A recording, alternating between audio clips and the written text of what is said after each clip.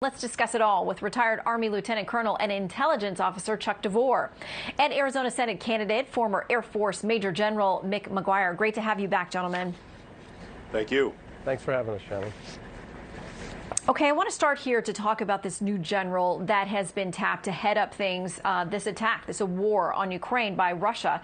General Alexander Dvornikov, this is in the Washington Post, was Russia's first commander overseeing its brutal campaign in Syria, where Russian forces carried out widespread and indiscriminate bombardments of Syrian civilians, neighborhoods, and hospitals in tandem with President Bashar al-Assad's own wars and sieges. General, do you have any take on why this guy was selected and what we may expect from him?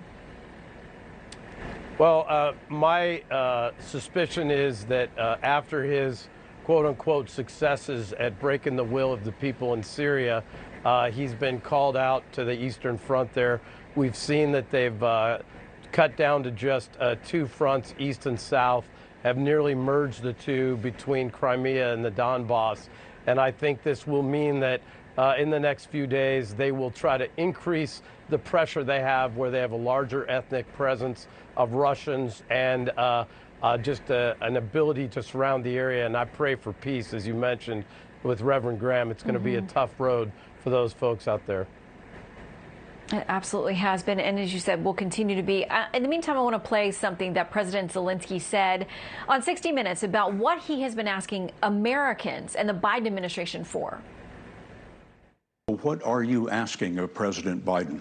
To tell you the truth, long ago I asked President Biden for very specific items. He has the list.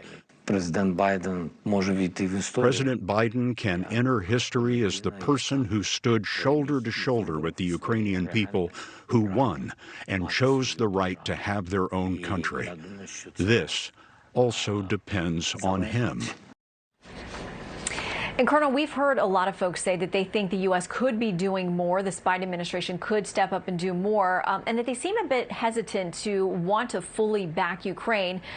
Is it your assessment, as some wonder, that the U.S. has to still have some kind of relationship, this administration wants to, with Russia, because they're essentially negotiating the Iran nuke deal? How much does that factor in, and could we be doing more for Ukraine?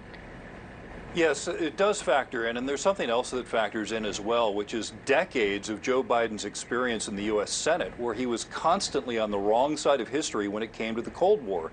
His instinct is to appease, his instinct is to vacillate, his instinct is to prematurely give in to the opposition. And you're seeing that right now play out in what's happening in Ukraine and Russia's war on Ukraine.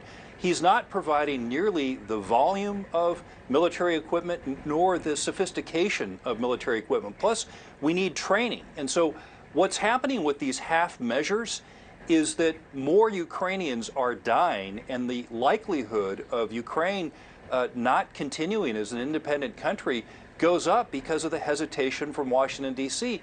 And the Iran nuclear deal, by the way, a very, very bad deal for the Middle East, for Israel, our friend, for America.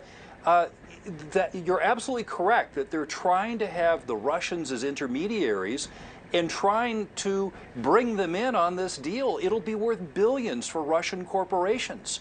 So that's what we're seeing, both Biden's history and the Russia deal. I'm hoping that he can be pressured into doing the right thing, and if he starts to do the right thing, we ought to praise him for it.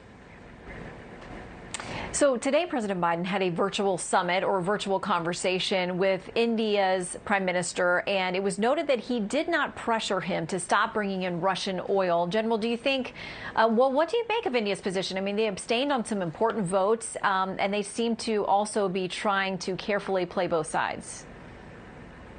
Yeah, I think India, like many other countries in the world, are very nervous about our leadership because we don't have any.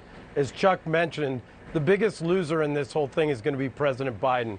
You cannot have the Russians negotiating a deal with Iran that is not in our interests or the interest of our partner Israel at the same time that they are invading a neighboring sovereign nation like Ukraine, and we're trying to piecemeal military aid to them to defend their country. It makes no sense to the world, so countries like India, Israel, and the rest are looking at us saying, what are you doing? you're negotiating with the Russians on one side and saying you're going to supply the Ukrainians on the other.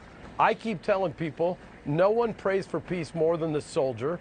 No one is asking for anything other than the ability to give the Ukrainians the equipment to defend themselves. They can do it. We can get it to them and let them prevail.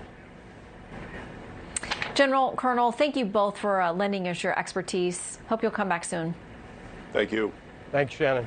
You have a good night.